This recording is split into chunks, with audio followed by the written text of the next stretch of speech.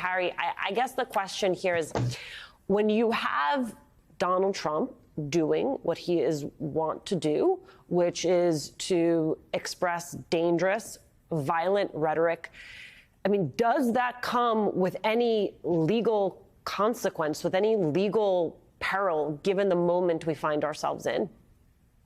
The short answer, I'm sorry to say, is no. It's everything that the leader Jeffrey said. It's irresponsible, it's reckless, it's despicable. But the First Amendment sets a really pretty high bar here. It can only be criminalized if it's likely to incite imminent lawless behavior. The gasoline is there, and boom, you're lighting the flame. But he's got a showdown potentially coming because, as you say, he's totally incorrigible here. After he is charged, the judge presiding over his trial has a lot of power, including to muzzle him, to keep him from these sorts of statements in order to make the trial be orderly. So if he keeps doing this and a judge is inclined to say, that's it, Mr. Trump, and impose a gag order, that would be enforced potentially with jail time if he doesn't stop. Civil, it would be for civil contempt. You're going in until you come to heel. But that's a potent hammer. For now, these kinds of statements, as worrisome as they are, can't be made a separate crime. Angela, as someone who tracks this stuff, your sense of how the far right, how the ecosystem is responding to these threats from Trump?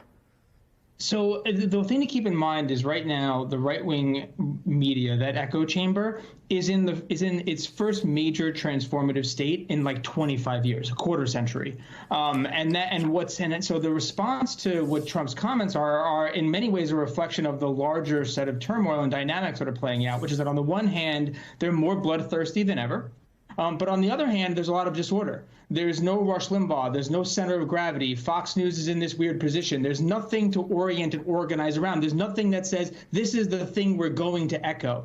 So what you have is a lot of different factions. And so when you look at what the response is, basically the bloodlust is there. There's a clear acknowledgement and recognition, excitement that Trump is validating the desire for more, is willing to say that violence might be necessary and actually is necessary now. They love the idea that he attacked Democrats as being more violent and disgusting and that they deserve it. I mean, that idea that Democrats deserve violence really was well received. But on the other hand, incredible skepticism. They're mad at him for not doing enough to protect January 6 protesters and insurrectionists and all those people that were sort of prosecuted.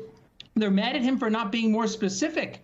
So a lot of pockets of right-wing media, including Alex Jones, were saying, you can't just go out there saying these general things like that. You have to name a target.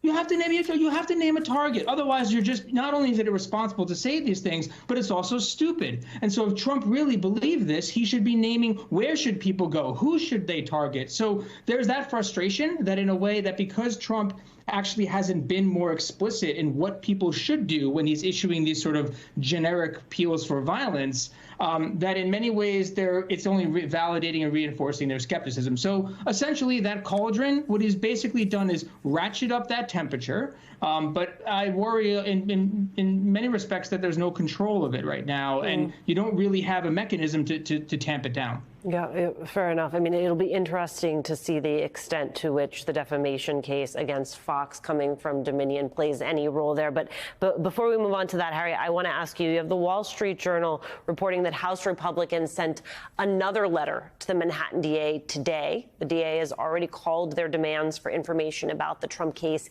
a legal dead end. I mean, where do you see this fight going?